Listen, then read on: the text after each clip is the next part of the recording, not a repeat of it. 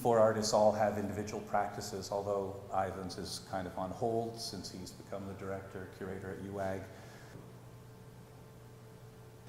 And initially our projects were sort of multi-artist exhibitions, and we all made our own works.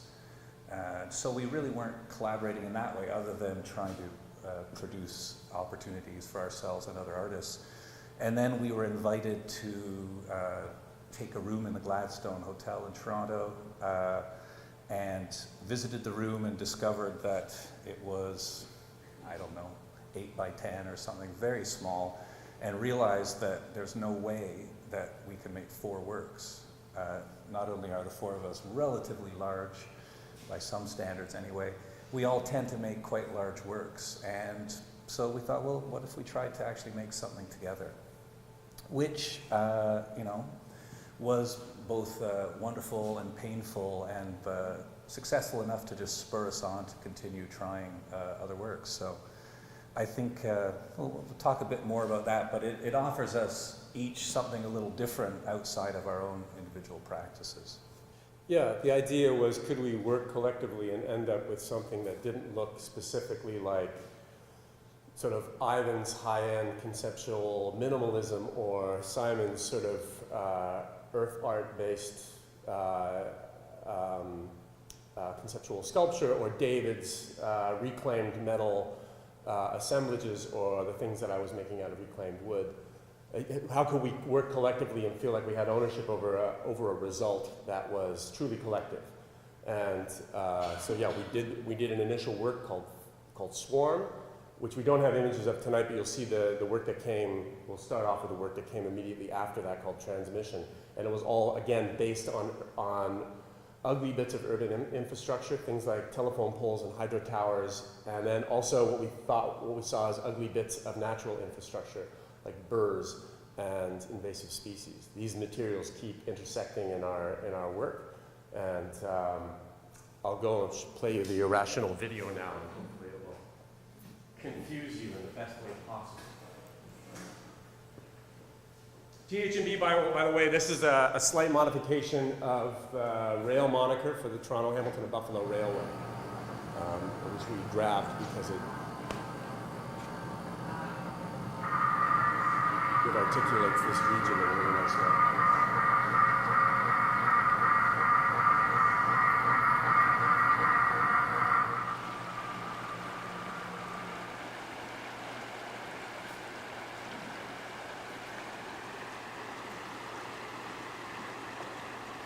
Wow, coming out of the mulch. We'll get a good shot of that. That's what I thought this was. This is a mushroom too, dried mushrooms, big ones. Yeah, I thought that. See, I looked at that. Is that from that mulch layer? I thought that was a piece of plastic, but it's actually a mushroom as well. See that falling back there? Do you want us to drop down for our hands into it, or just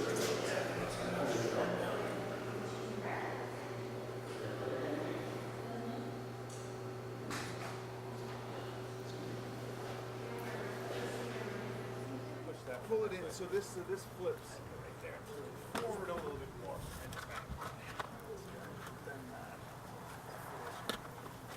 Yeah. That's. So it starts to, yeah. And then okay, let's let it go. We want to start working on this upper reach here.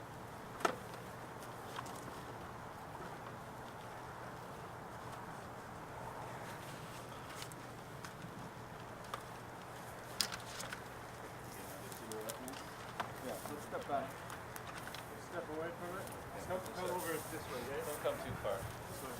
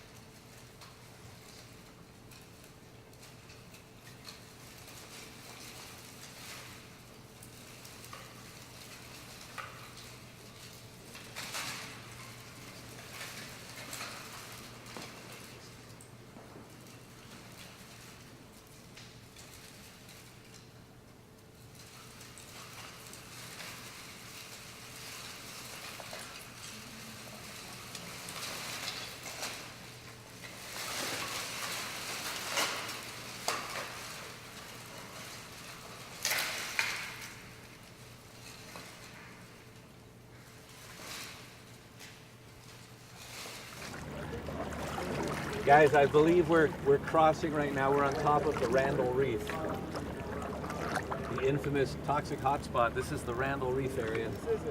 Yeah, I used to think it was in the. I used to think it was over by yeah, kind of where the south end of the Skyway is, but. Because 270 Sherman is just on the other end of where they keep there. Yeah, there's the smokestack. Yeah, we're pretty much at the base. There's our studio.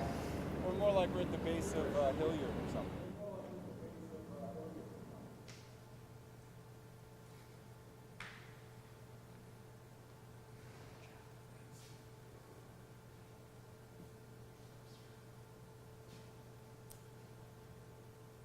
This last piece is just from a few weeks ago. This was, so we'll explain a little bit in earnest in a minute, but we've done these sculptural installations, and now, irrationally enough, they've led to these rogue extended moments of camping as a kind of performance. This was at Ontario Place as part of In Future that just wrapped up a few weeks ago, where the premise was that we would ride in with 2 canoes worth of goods, a tarp, and then we'd forage for everything else that we need by beachcombing wood and building a shelter, and we slept on the beach, and then we tried to just take that camping experience and make it public. I thought it would be nice to just sort of like have the work without me droning on about it, but you'll get a sense of sort of what we're interested in. We're very much, because of our name TH&B, we're very much interested in the region. We're very much interested in the Great Lakes and what they mean to be an occupant within the Great Lakes. It obviously informs the work outside. And then we're very interested in a kind of, I guess, irrational play that can happen when you start looking at the good and bad of the region, of looking at areas of pollution, of looking at like I said, like things like invasive species. That kinetic sculpture, all of what looked like bamboo is actually Japanese knotweed. And anyone who knows about knotweed, it's one of the worst and easily spread invasive species. And what we're trying to force ourselves to do with some of these projects is just to look at them and consider them as materials. And if they are considered this blight, they must have some use. What can that use be? And so that project came out of this notion of how do we take something like knotweed, how do we harvest it in a way that's not going to spread knotweed all throughout Hamilton and make us the bane of the city, and what can we do with it? Is it a worthy sculptural material? What sort of discussions will it lead to? And I guess that's the whole other sort of sphere, is that we have this sphere of the urban world, we have this sphere of the natural world. We make what we feel are these sort of calculated yet irrational works out of them, and then we're very much interested in the sort of that social aspect of the art when the sculpture leads to a conversation. So it's enough to be able to build something out of Japanese knotweed and perform it, but very much that work is connected to the social circumstance that we're trying to generate. We're trying to get people to not only wear that harness and work the work themselves, but then get them to talk about knotweed. We'll tell all our horrible stories about people whose homes and lives have been ruined by Japanese knotweed, and then we'll tell them stories about how you can eat knotweed like asparagus if you harvest it when it's young, and hopefully just open up these conversations. Similar, like when we camp at Ontario Place during a large contemporary art festival, it's very much to milk the social circumstance of 4 goat-smelling, horribly shaven, large men camping on a beach in the context of a Toronto art show, and really trying to like enter people into that conversation, because we find the social experience very rich, and as part of that camping experience, as you see from some of the slides, it becomes socially inclusive action. We were getting people to help clean the beach. We were getting them to participate in campfires and stuff like that. So camping kind of extends out of some of this other work, because we're always interested in the discussion, not really the value of the work itself so much as what we can inspire from it. SCORE was our first project. It happened in Buffalo in 2012. Simon, you might want to explain this as your... So we were invited as part of the Echo Art Fair in Buffalo. We had done a number of, we had done a project in Buffalo earlier for Beyond in Western New York. So for this project, just Ivan and I were available, not untypical for us. And there was this building that was being fixed up. I guess it had been abandoned. Someone had purchased it. Buffalo is going through a similar, I don't know if Renaissance is the right word, but as Torrid used already about Hamilton, but a similar kind of arc where things are changing in the cities. So, and we carved the Great Lakes using angle grinders in a kind of graffiti-esque way into the black hoarding on the building. And it was, you know, fantastic to gear up and plug in angle grinders and just start working on the hoarding. Immediately having to stop many times to talk to people who are curious what you're doing. And just, you know, working with Buffalo, of course, TH&B, Toronto, Hamilton, Buffalo, we did set out from the beginning with the projects that we created. We've 3 TH&B exhibitions. We really were interested in doing projects in the 3 cities. I love the fact that the Hamilton being at the center of these 2 larger cities, larger art centers, and the projects have always involved artists from both Toronto and Hamilton and Buffalo. I think my favorite moment, again, that realization of the talking with people and communicating, was we had just completed the work, and this guy, he actually didn't even stop his car. He put his car into neutral, and he hopped out of the car, and the car's still rolling, and it's kind of a busy intersection, and he ran over and he said, "It's the Great Lakes, right? It's the Great Lakes." And we said, "Yeah, you know, well done." And then he's like, "I knew it was. I drove by and I could tell it was, so I came back just to make sure it was." And he hopped back in his car and drove off. And I mean, I personally love absurd moments like that, but to me, it just kind of showed that this simple silhouette of the lakes, you know, resonates with people and is also kind of not forgotten, but there's this moment of recognition of it.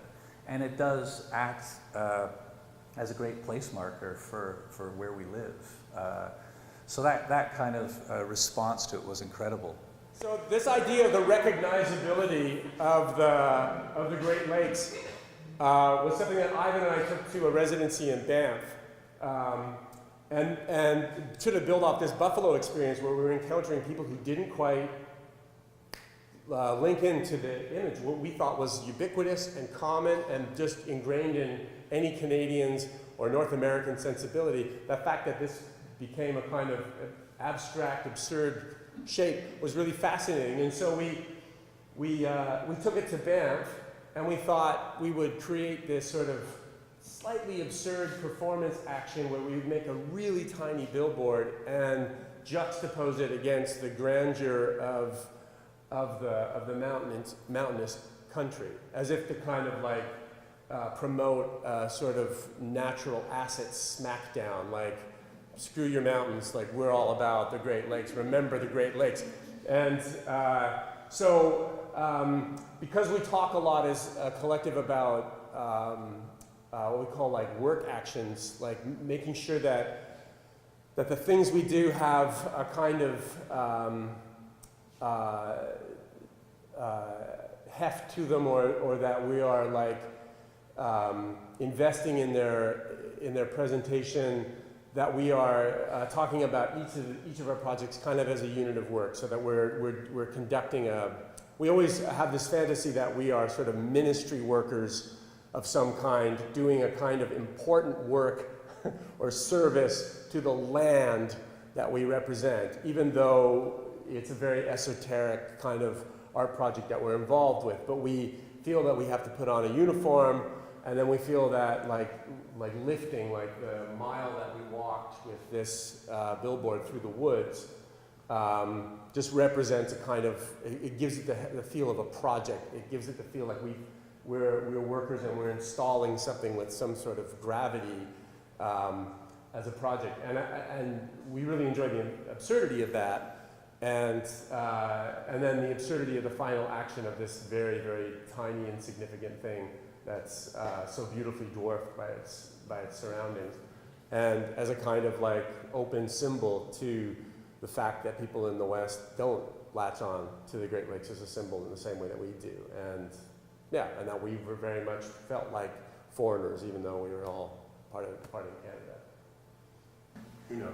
So Resurrection, again, we have organized 3 TH&B exhibitions. The last one, TH&B United, we collaborated on the piece, but the 2 previous ones, there were 4 separate pieces from the 4 members of TH&B. And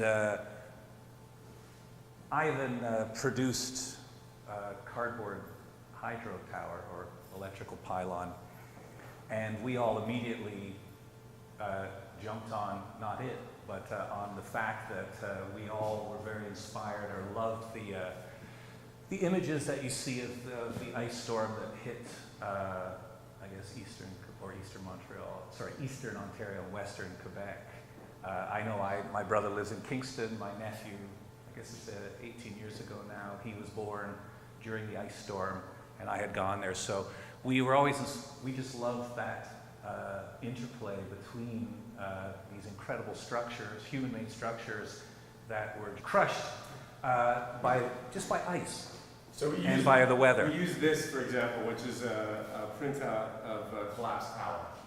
And then we fabricated our own tower, and then we thought, well, what we'll do is we'll try and emulate a natural collapse, but we'll try and turn it into a unit of work. And so, again, we did this for a video where we put on our coveralls again, and we tried, and you saw a clip from it in the film, where we tried to replicate this natural action, but as a kind of like ministry-approved unit of work.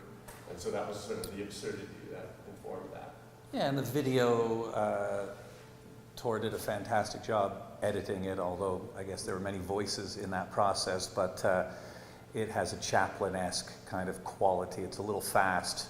We walk along railway tracks carrying this tower, set it up, and then go to crushing it. And we were really happy to have an opportunity to show the video and another work at Modern Fuel in Kingston on the anniversary of the ice storm, which I don't think was planned. It just, we do our best work when it's not planned, I guess. And it was kind of a lovely thing because the media in Kingston on CBC Radio were all discussing the memories of the ice storm. And so, people were coming to the exhibition just to kind of think about that moment in time.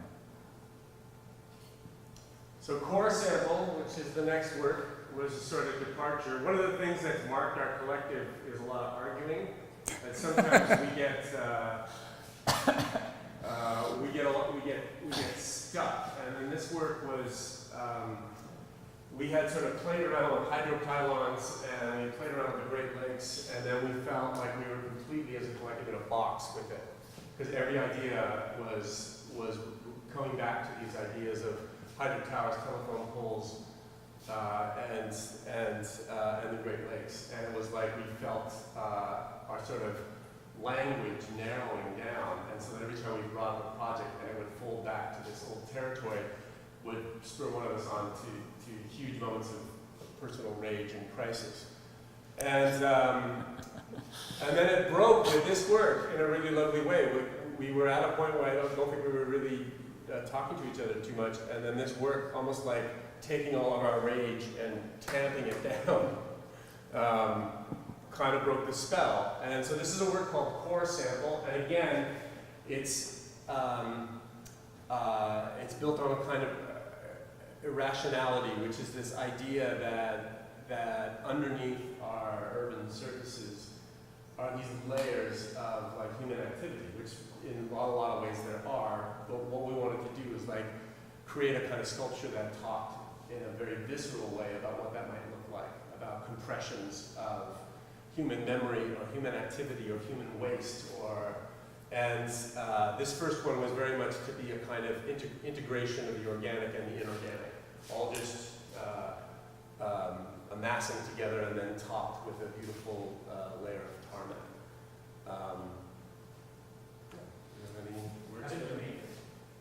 So we built a plywood box, a large one, and then it was a lot of gathering and sorting. So it was, I know where some styrofoam is, I know where some orange frost fencing is, I know where some, is that slate tile? Yeah, that's from Yeah, the studio. shredded paper, more styrofoam, issues of Canadian Art magazine. Then there was like a layer of electronics and different grasses, different organic material. It was just layer by layer, and it was all what's available. And they were doing massive construction on James Street. This is at Uni Gallery. This was they were doing massive, digging up a whole part of James Street at the time, and so we had tarmac that we could just go out and curate and make a top to. So, so you see the tarmac at the beginning, and so we would build. We had the box. We would put a layer. We'd do that little sort of wine press dance on the materials and have tampers and push it down, and then next layer, next layer, next layer, and then obviously you don't know what you have until you uncrate the box. So, and then that as an action itself was tenuous, and we didn't know how it would stand and stuff like that, but it was remarkably. We also, there you can see the Christmas lights. So we did set out in our mind that we would just gather materials within a certain radius of UME. So everything was just pulled out of various finds. And there's also radios buried in it that we had found. And so there was an auditory component to it of just, you could, I mean, at one point it sounded like Mexican accents talking. I don't speak that language, so I couldn't understand, but it had a very nice auditory component, which comes up again later when we did a second iteration of Core Sample in Windsor. So refreshed from this, we were able to go back to the Great Lakes for a project in Buffalo. It's called Terminus. It's a plywood billboard, and it's an articulation of the Great Lakes using posters and staples. What was our calculation? 25,000. 25,000 staples, and then just layer after layer. So it was a big sort of performative action that we were interested in. Again, because it harkened back to this idea of a sustained unit of work that we could apply. And at this point, our discussion as a collection, as a collective, was very much moving into this idea of we want to see.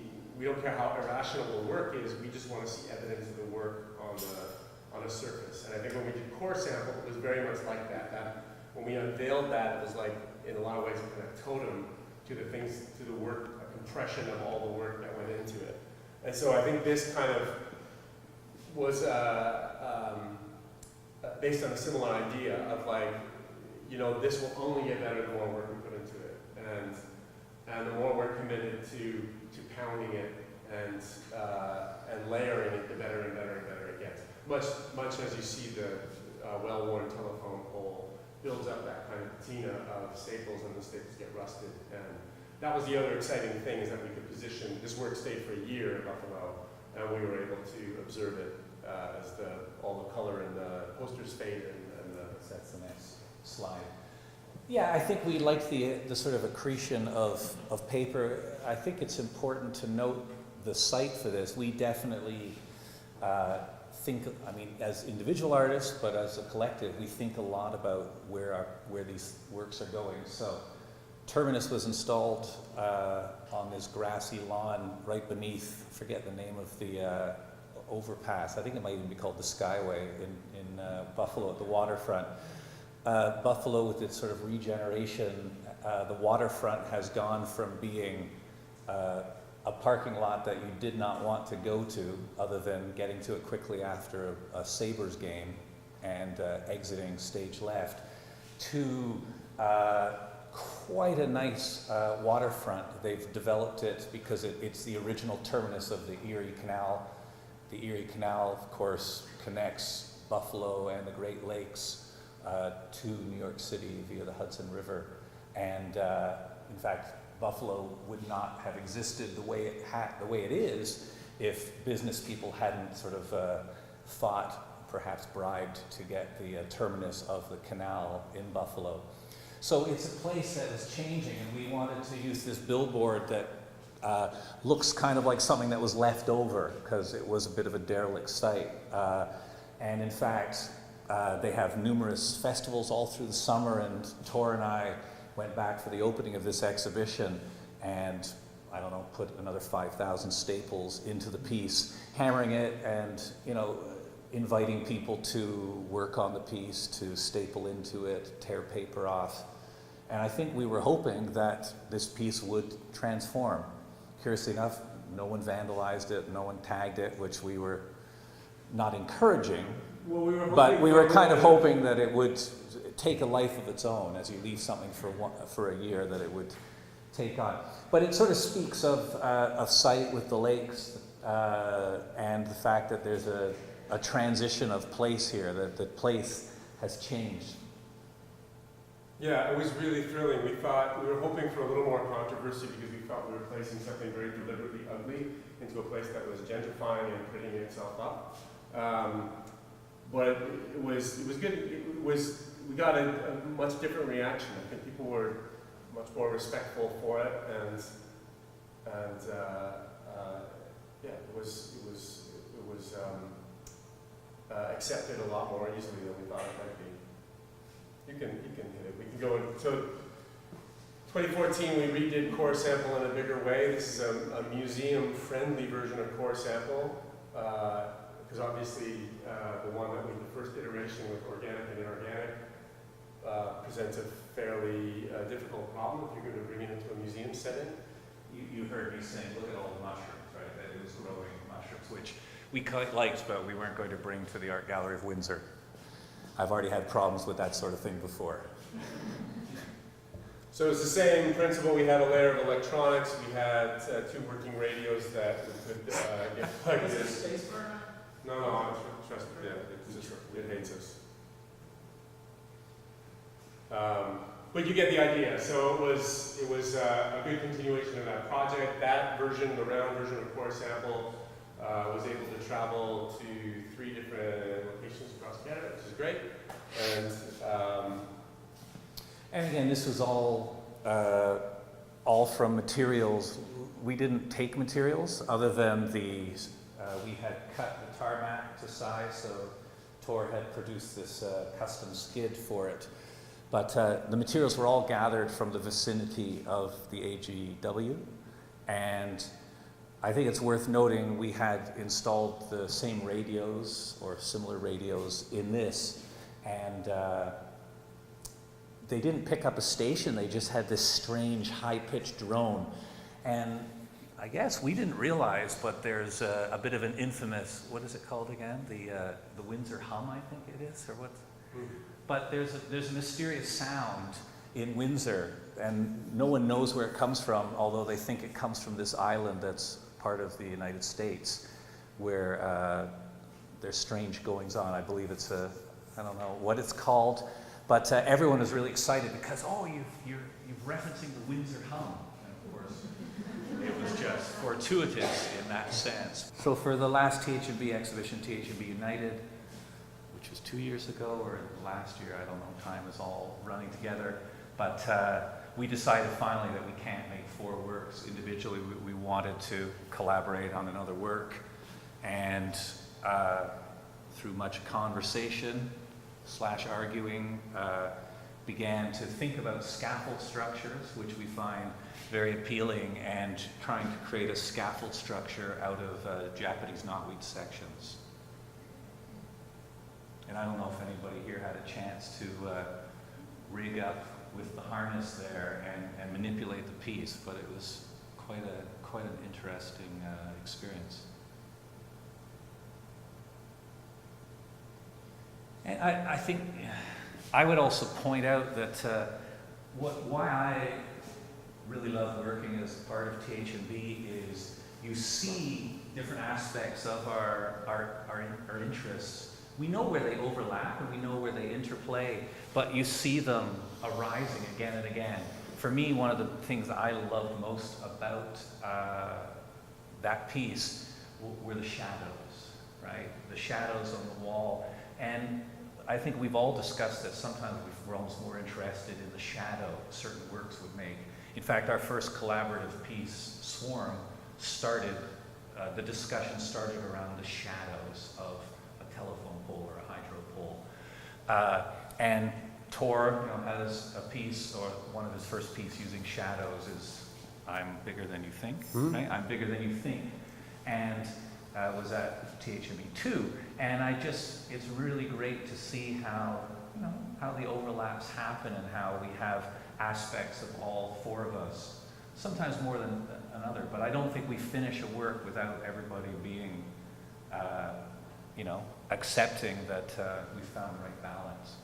Anyway, do you want to talk about Basecamp? Yeah, so Basecamp was a work that we did last year at the Hamilton Artists Inc. And we were given permission to set up camp in their inner courtyard and during an art crawl and then sleep over, and then the very next day at the crack of dawn we had made a sort of promise that we would circumnavigate the harbor as a kind of act of rediscovery. And again, it was all rooted in this, absurdity of like, no one needs to rediscover the harbor, we know where it is, thank you very much. But we would do it, and we would do a full portage from the Ink, right down James North, right to Bayfront, right into the harbor, do the circumnavigation, and come back out again as a kind of echo of what may have happened here 150 years ago or earlier. And again, just the night of art crawl was very much about the public declaration of this is what we're going to do. We're going to sleep on the ground here. We're going to do this, and it's going to be so heroic you don't even know. And then it was, here's a bushel of apples. Take an apple. Dave's got a fire going. He's making pie irons for people. He's making hot sandwiches, and the whole notion was like, we're going to feed people. We're going to pull them into this experience. We're going to set ourselves up as adventurers. We're going to hopefully spread this myth. And then we'll do something that even as small and inconsequential as circumnavigating the harbor is still somewhat onerous, because it took us 6 hours or something like that to do the full circle. So again, it became a lovely sort of ordeal for us, and it felt kind of nicely dangerous, because it was the first time we were leaving the idea of the sculptural object behind, and just trying to carry an artwork solely on the premise of a social exchange, stories that we were telling, and this kind of long performance action.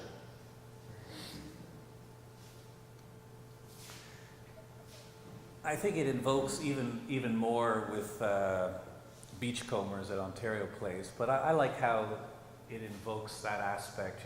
Canadian art, perhaps more than ever, still looks back at people discovering the landscape. Group of Seven with the Lauren Harris show that's just ended, I guess, and it's kind of, for me, I like, again, the absurdity, or just that aspect of we're just going to go out and kind of repeat the same thing, but it's completely different times for completely different reasons and a very different context. So, and if you wear your life preservers, I definitely recommend it. It was quite an incredible experience. Canoeing, we very much enjoyed. It was like this trip through art history, because through the whole trip we just kept seeing structures, objects, things that reminded us of famous contemporary artworks. They sank 2 or 3 lake tankers to create retaining walls to keep the coal and the slag back at Stelco or U.S. Steel, whatever it is called. And the patina on the side of these tankers, looked like a Kiefer painting. I highly recommend going upstairs and seeing the Kiefer painting that's on display right now. There were these, it was just a fantastic moment.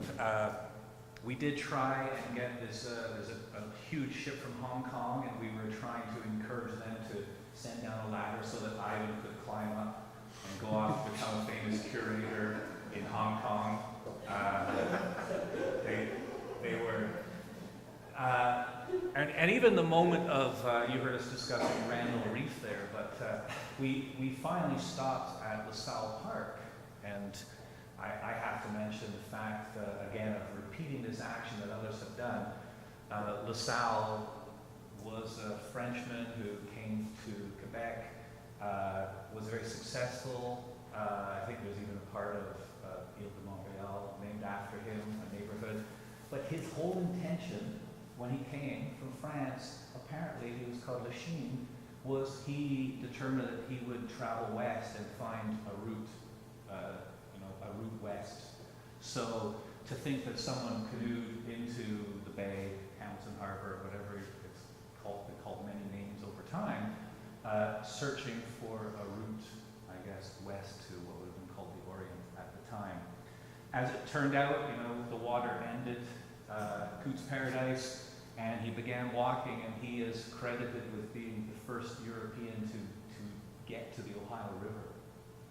And again, on a personal level, with regards to my own work and just with the experiences, just thinking about, not that long ago, people were canoeing to this same region with a completely different perspective on the world, on reality. And so it's kind of nice to think about that and not invoke that history, but just to tap into it. Yeah, I think the revelation for me was this moment where, I knew that it would be thrilling to take a canoe and sidle up to our industrial face, because you don't often get a chance to do that. You can do that by car a little bit when you drive down Burlington Avenue and drive through the mills, but to come up on this face of it, I was thrilled at the notion of it. I don't think it really hit me until we were there and we started, this is part of U.S. Steel, and obviously the pier here has been left derelict, and so you can see it just doesn't take long for nature to want to kind of grab it back a little bit. And I found those moments massively affecting, because it was this great sort of post-industrial gesture, the steel, which has been such a huge part of our civic identity, is starting to diminish or lessen or be kind of clawed back. And here we are canoeing by the very expression of it. It was quite amazing, and I think it hit me that in terms of this sort of satire of discovery that we thought we were on ended up not becoming a satire at all. That really hit with a feeling like, nobody sees this. And we were pulling into little bays where there were little beaches, and the beaches were just collecting years of detritus, like every sanitary used whatever thing is on the beach, along with basketballs and the funeral sign that you put in a limousine. Really arbitrary amalgam. And you see that stuff on the waterline all the time, but I've never been to a beach where the beach just silently and passively collects and collects and collects and is never cleaned, and then becomes a beach of refuse. And then, those places become like a beach of discarded memory or whatever. They become thrilling in the way that I think any natural explorer would feel when they turn a corner and they see a mountainside or a vista. These are vistas, and they're problematic vistas, but they're thrilling nonetheless. And I think that's what Base Camp was really all about for us. So we repeated our active camping just recently, as I said, at Ontario Place, and hopefully this is the last selection of slides. So just to finish off camping. So like I said, we just a few weeks ago we wrapped up for In Future with 3 days of occupation at the beach at Ontario Place, all made from found materials, stumps, slate, a little bit of bedding on the rocks, and away we went. Campfire was very central. Sausage and potatoes were served at every meal. Dave fashioned up a fire-heated iron, and we had TH&B patches that we affixed to anyone who was willing to donate their clothes at the time. We'd cook eggs and sausages for anybody. We had different interpretive acts of reclaiming and sorting the beach and cleaning the beach. We did lots of circumnavigations of the Ontario Place site. A lot of, again, like sorting and real interest to these like concretes and tarmacs and building materials that are being washed up. And really comprised, in that little beach, comprised about a third of the material there. It was a real sort of Anthropocene moment where you got to be part of a beach that was very much felt like at home for the way we situate our practice. And it was beautiful. You know, like bricks, when they get eroded by the water, become beautiful, and so does tarmac. And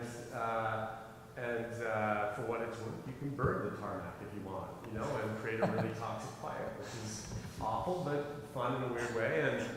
And same with the glass, and same with the bricks, and yeah, it just they're really. I still worry that as an action.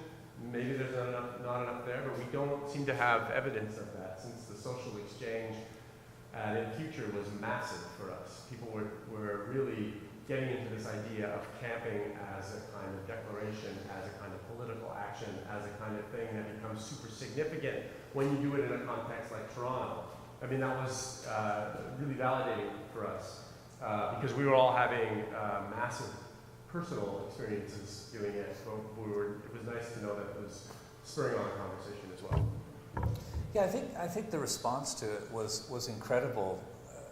A lot of people saw us camping and thought that we were camping illegally and just had decided to set up camp there. And then we're checking out our site, and then we explained that we were one of the artist projects, and they just, you know, their heads sort of exploded, and they either were shocked looks and walked away, or were laughing and just even more excited about what we're doing.